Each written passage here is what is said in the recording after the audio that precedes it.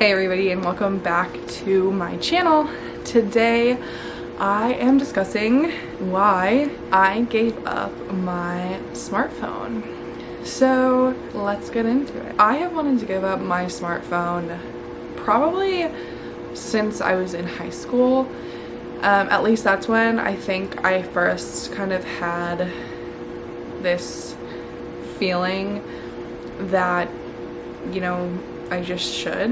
My iPhone was, like it is for many people, was just like another limb for me. And just to give some insight, my husband works for big tech and was living in San Francisco, and so he's very, very well aware of all the happenings within big tech and social media, Instagram, Facebook, Snapchat, Twitter, and basically these companies profit and desire for you to be addicted to your phone. The more that you engage with your phone at all, the more desirous they can make it with the colors, the fonts, the likes especially are extremely addictive, stuff like that, the more money they make. And so they have zero regard for you as a person, zero regard for whatever.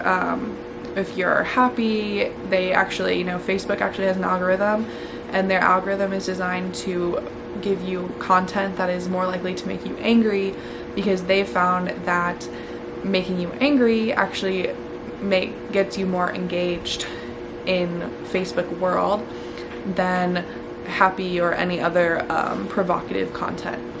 So that's a great argument, I guess, for why not to use social media. It is also a good argument for people not to use your phone. Your phone is just so addictive, even when, and it's just, everything about your smartphone is designed to be addictive. It is to make you a slave to that device. You want to know where it is at all times. If you're bored, you pull out your phone. If you are, and most of the time when people are with family, they pull out their phone and they ignore the people that are around them. They don't engage in conversation.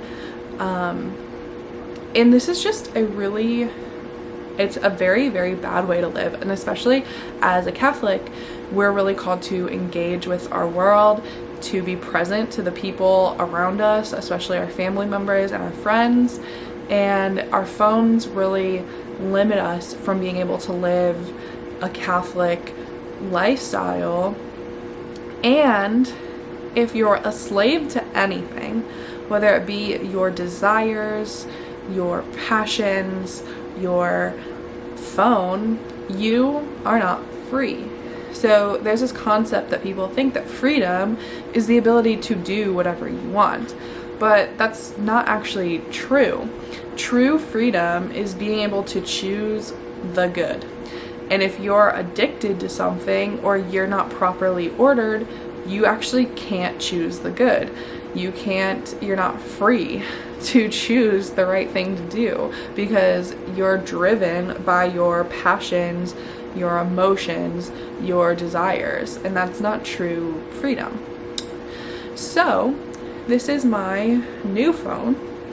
This is the punked dumb phone.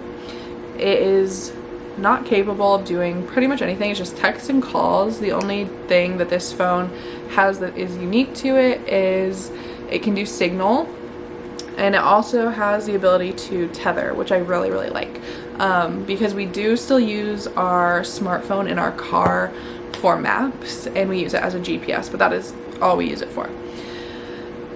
We also did buy a physical GPS originally, and it just was not as good. Apple Maps is superior to, we bought a nice GPS, and Apple Maps is just superior to all other maps besides Google.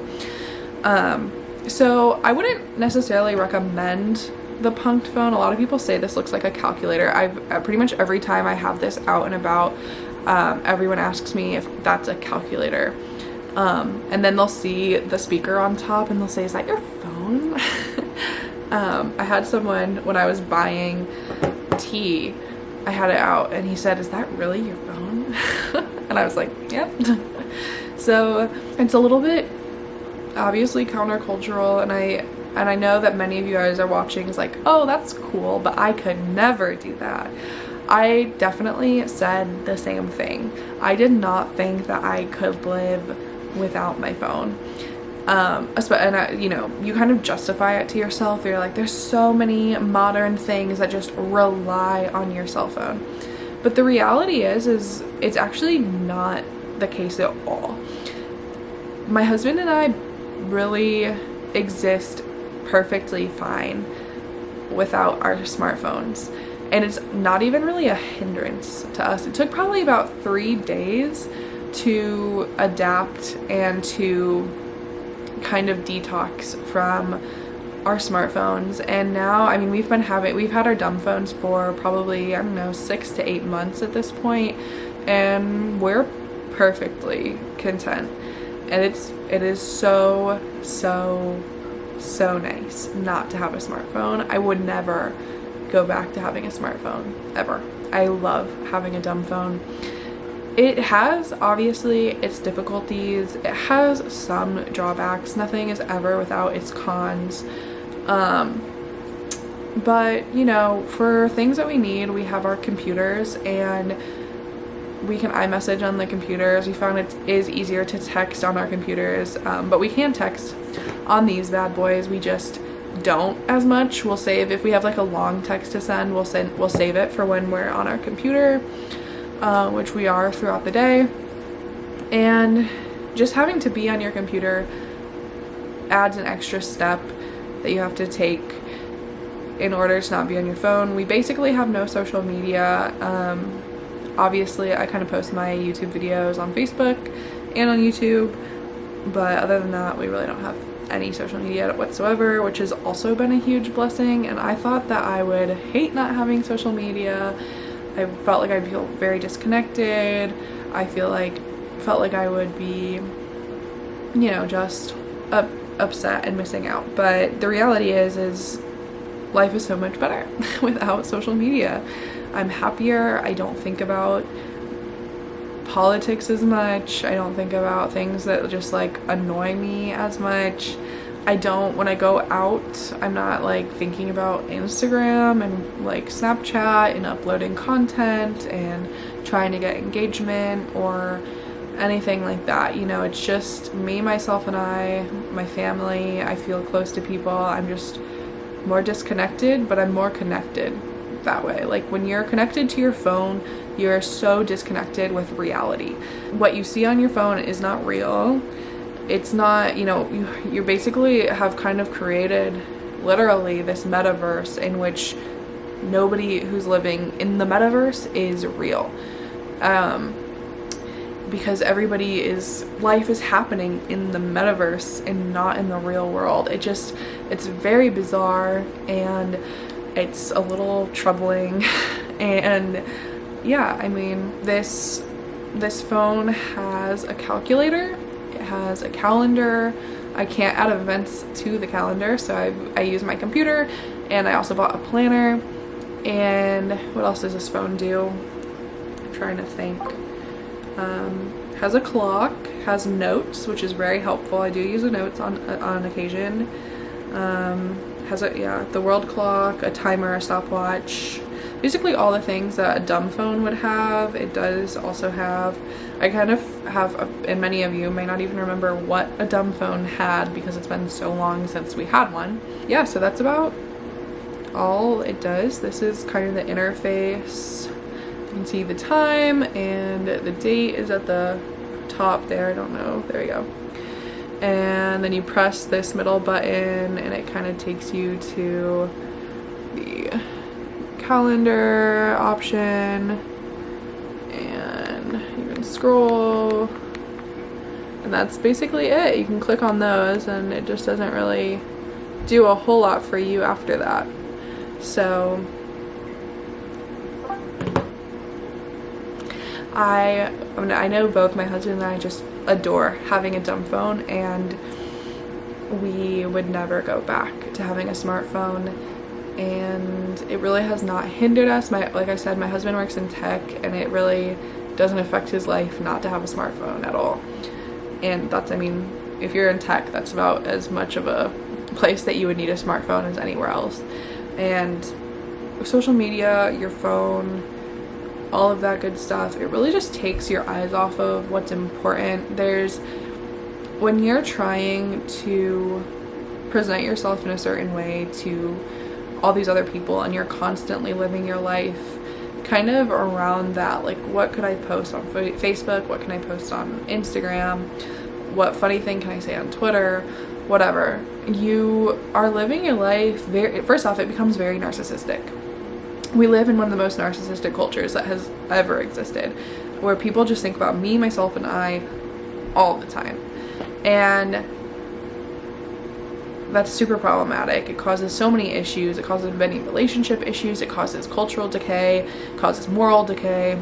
And you're unable to actually, like, because when you're only thinking about yourself, you're only thinking about vanity, about how you can project yourself out into the world and make people think you're super awesome and cool, you actually can't focus really on building virtue and becoming a good person to serve, like, the kingdom of God, and to actually serve others and be a servant of others instead of trying to be, like, you know, a god, which is what most people are kind of trying to do. They're trying to be godlike, but not in a good way, like God with a small g, pagan God. So yeah, I think my recommendation is to give up your smartphone. You should just throw it away.